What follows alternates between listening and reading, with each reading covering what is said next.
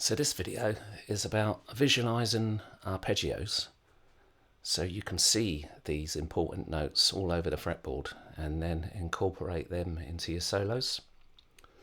And it's actually quite an easy thing to get started with. This basic shape I'm playing here is a classic one, and to visualize that, all you need to do is think about a barred C chord shape. So if we've got bar and then we play a C shape, almost all the notes we need are right there in that shape. Root, third, fifth, root, third, and then all we need to do is put another fifth on the end. So now we've got this.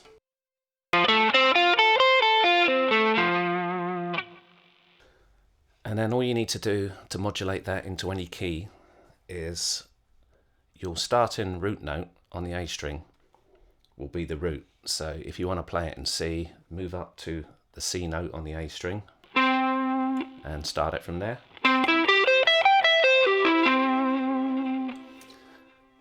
And then for a minor arpeggio, you can pretty much keep that shape. You just need to flatten the third a semitone. So if we're in A major, for example, A major has got the notes A, B, C sharp, D, E, F sharp, etc. You need to flatten the third, so you flatten the C sharp down to a C, and that'll make it a minor arpeggio. So now you've got this.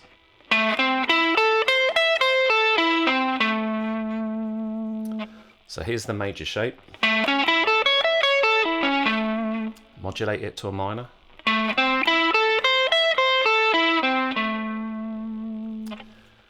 And then once you're very familiar with that shape, you can explore other ones. Here's another common one.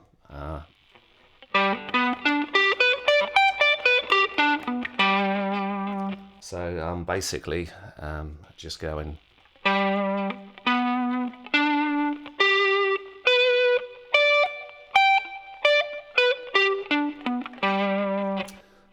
That's a very common one because three of the notes are all in a line on the same fret, and it's a common trick to play a little passage and then come down on that arpeggio like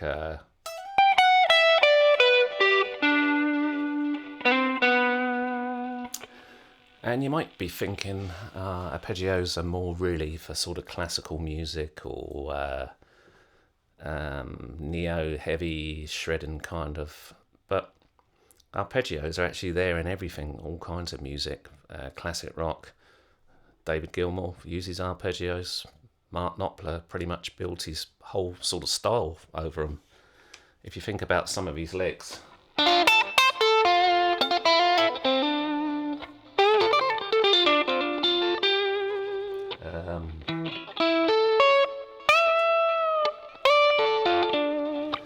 he's putting those arpeggios into his playing all the time, but they're better disguised because he's using notes in between as well, and then obviously little flurries that aren't arpeggio based as well, but it is a very melodic way of playing.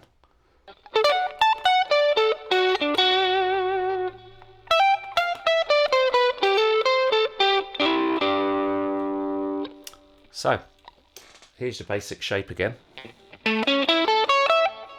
That's the major, here's the minor.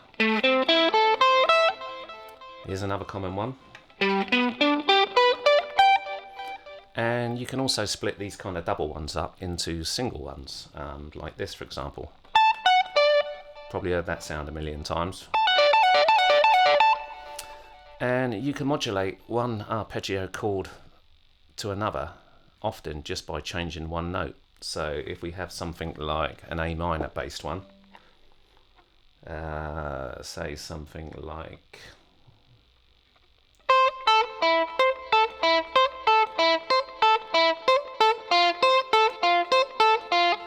I've just changed one note there, but I've basically modulated from an A minor to an F.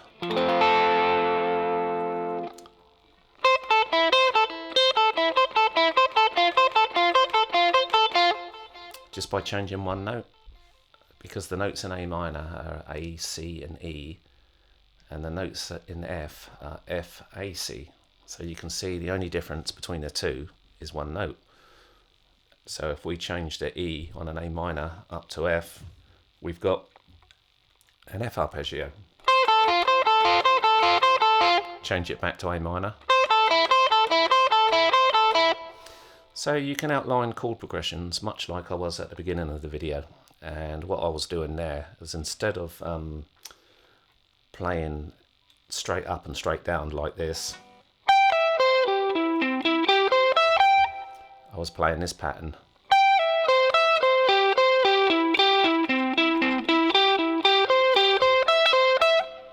So it was actually something like this.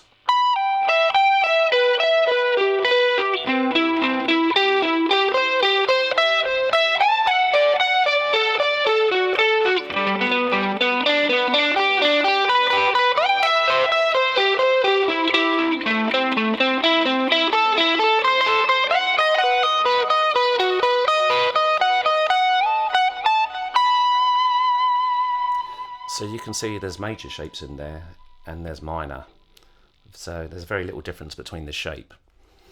But it's quite important as you're playing these shapes to visualize the notes, so you actually know what notes you're playing and you're not just relying on muscle memory. Because if you learn everything in notes, keys, scales, then you can play basically without even being able to hear yourself when you're on stage and you're a long way from your amp and the monitoring is really poor and you can't hear yourself properly. If you know what note you're playing and you know that note is the correct note for the key, then it's going to sound fine even if you can't hear yourself. So don't think so much as fret numbers or shapes or muscle memory. Visualize the notes as you're playing them. So as I'm playing something, I'm visualizing A, F sharp, D, A, F sharp, D. And in this fashion, you very quickly learn where all the notes are, because you see them in the arpeggios. So if I put my hand anywhere, there's a B, G sharp, E, B, G sharp, E. It's a very quick way of learning the fretboard. So I'm just going to play out a little something with some arpeggios thrown in, some normal soloing. And thanks for watching.